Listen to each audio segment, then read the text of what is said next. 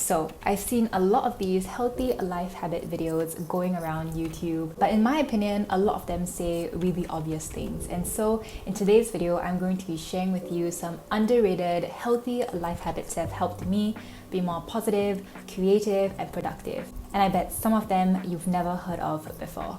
Let's get right to it. Number 1 is to embark on one small adventure every week. Now, we are creatures of habit. We fall into routines and end up doing the same thing day after day. And there isn't anything inherently wrong with that, but there is so much more to life to explore. And so I encourage you to commit to having one new experience every week. If you're feeling adventurous, you could explore a new place every week, but it doesn't need to be as grand as that. It can be as simple as studying in a different library, or visiting a new cafe, or taking a new route back home. I promise you, if you do this, your life will be filled with much more memorable and exciting experiences. Number 2 is to challenge your confirmation biases. Now, confirmation bias is our tendency as humans to search for information that supports our existing beliefs. For example, if I believe eating vegan is going to help my health, I'm going to try and find articles and information that supports that belief. Multiple psychological studies have shown that this confirmation bias is something that most, if not all, humans experience. And if you think about it, that really clouds and affects our decision-making abilities, because you're making decisions based on only the set of information that agrees with our current existing beliefs.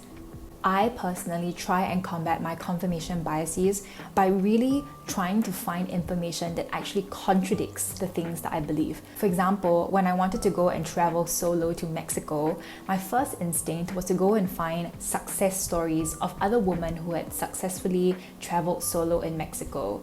And obviously finding these sources of information really supported me and helped me feel like I was making the right choice.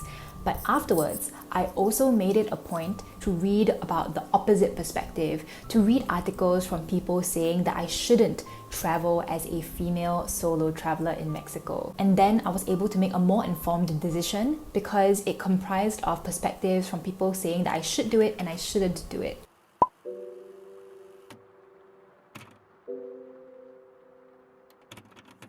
I strongly encourage you to consider alternative perspectives as well. It will not only help you be a better decision maker, but it will also help you be more empathetic to other points of view and also be better equipped to explain your own beliefs to other people. Number 3, do something immediately if it takes 5 minutes or less. Now, this does wonders for making sure that things don't pile up. And I mean this in a physical sense, for example, making sure that the dirty dishes don't pile up in the sink, but also in a mental clutter sense, in that you won't have to remember to do 1,001 things.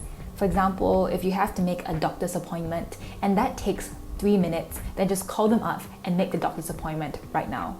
Of course, there are times when doing this isn't the most efficient or productive thing to do, because I know our minds have a tendency to remind us of all the things that we have to get done when we are supposed to be focusing on something else, like studying or doing some other work that involves very deep focus and concentration. And in these moments, I would highly recommend the next life habit, which is to write everything down and learn to capture your ideas and to-dos in one space. Now, we can't trust our brains to remember everything that we think. That's why we should make it a habit to write down ideas that come to us instantly. Writing things down helps to move all the mental clutter and stress in our heads onto paper. So make sure to have all your to-dos, ideas, reminders all in one place. Think of it almost as an external hard drive for your brain. Then when you have a chunk of time available and free for you, you can sit down and get all your to-dos done at one go. Number 5 is to allow yourself to be bored.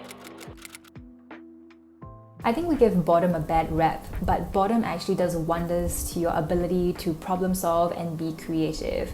There's a lot of psychological studies that have gone into this to show the benefits of being bored on your brain. And a great book that talks about this is Bored and Brilliant: How Spacing Out Can Unlock Your Most Productive and Creative Self.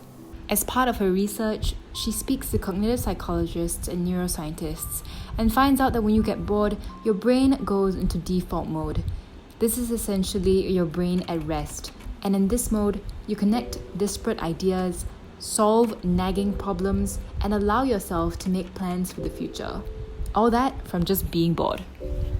That's why I think it's really helpful sometimes just to go for a walk or have a meal without listening to anything, even though I am definitely a fan of listening to podcasts and audiobooks most of the time on the go.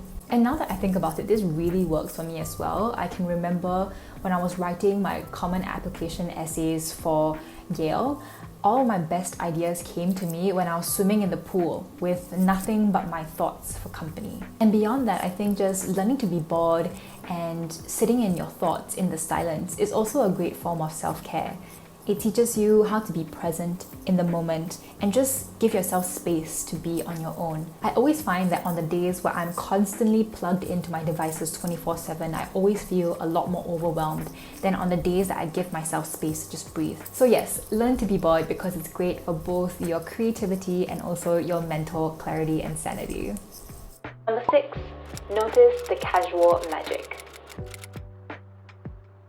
Unjaded Jade, one of the YouTubers that I watch and really love, has popularized this concept called casual magic, which I think is a great way to look at the world.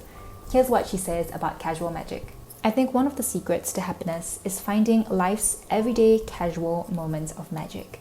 Sure, there are some days where you get the results you want, you go to a concert, you're on holiday. Those are obvious happy days where smiling at life doesn't seem so foreign. But there are also more average days, ones where the magic and the beauty are less easily seen. Today, I want you to think about the most ordinary moments of your life, which are actually the most extraordinary. Whether it's that cup of tea in the morning, the summer breeze and the way the sunlight trickles through the leaves, there are always moments of casual magic to be found if you're open to looking for it. Now, Jade basically summarized everything that I have to say on this topic. Search for those moments of casual magic and I promise you'll be a happier person because of it. Number 7, document your moments and memories better. Now, this is very related to the previous point. Life has a tendency to pass us by if we're not careful to treasure every day. Before we know it, days turn into months, turn into years, and we've graduated school or our parents are old. And so that's why I think it's so important to find good systems of documenting your memories. And that's why I make it such a big point at the end of every year to import all the photos from my phone into my computer and organize them painstakingly into folders. I also gratitude journal every single day, and doing so helps me to remember my days in a very positive and happy light. I know this doesn't sound like a particularly life-changing piece of advice, but I assure you, when you are old and wrinkly and reminiscing on your life, you're going to be happy that you have these documented and organized memories for you to look back on, and maybe even show your grandkids. You're welcome. Number 8 is to start with 15 minutes. Now, there's always going to be some things in life that we don't really like to do, and that looks different for everyone. Some people just really hate working out. Some people really hate cleaning. Some people just find it so difficult to start writing that essay. And so I encourage you, in these moments of grand inertia, when we just feel like procrastinating and running away from this task that we have to do, start with 15 minutes. Put on a timer and just start doing the thing.